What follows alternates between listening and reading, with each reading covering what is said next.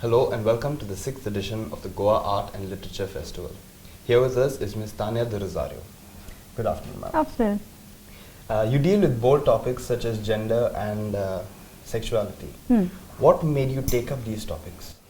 Okay, I think I should clarify that I deal with gender and sexuality more in my organization work and my curatorial work more so than my writing. But generally speaking, I take up these topics because I think number one, I live as a gay person in Singapore, and Singapore is still culturally very largely homophobic. In terms of the laws, in terms of the cultures. Also, I think this came inherently to me as a woman and as a feminist interested in gender studies. So, What has been the response from critics and general public at large for the work that you do? Okay, that's a very large question because I'm a bit of a multitasker. So, I'm a visual artist, I'm a painter, I'm a visual artist as well as a writer, as well as a curator.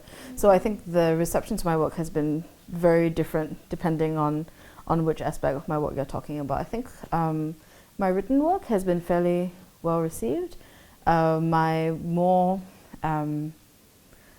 organizational work, if we're talking again about issues with regards to gender and sexuality, maybe less so. Yeah.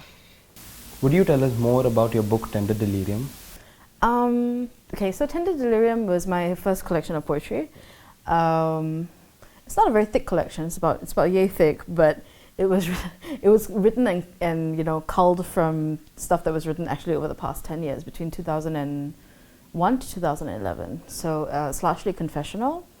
It's a mixture. It's mostly poetry and a little bit of short prose. You've showcased your work in different cities all around the world, such as Amsterdam and New York.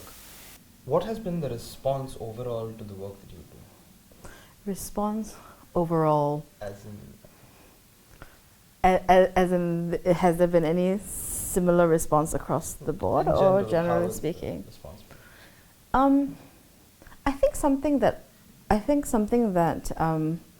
umbrellas a lot of the responses that I get is that people say, "Oh my, this is so personal," especially the confessional aspects of my writing and of my text-based work. So that's something that seems to run through all my experiences of either exhibiting or performing. A lot of people find the work very personal and very upfront. Can you tell us a little bit about Etiquette SG? Okay. Etiquette SG is a platform I started together with another curator in 2010. It's a platform that develops and showcases and supports art, writing, film and music made by women who are based in Singapore, who are Singaporean. We've had exhibitions, music gigs, performances, film screenings. We've showcased about 150 women thus far, and we recently also released an anthology of women's writing.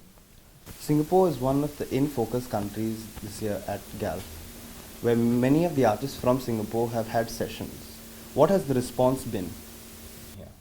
What is the response, as in from the audience? From the audience.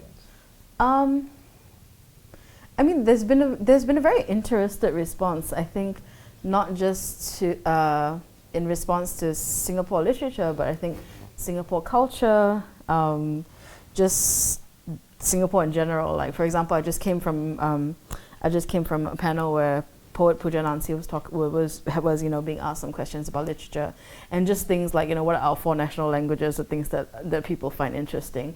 The other panel I was on, which was art and activism, we ended up veering a lot from activism and talking about sort of legal restrictions and cultures of protesting or cultures of fear in Singapore. So it's certain cultural markers I think people are finding very interesting. Yeah. Thank you for spending time with us, Mr. Rosario. That has been all from us today.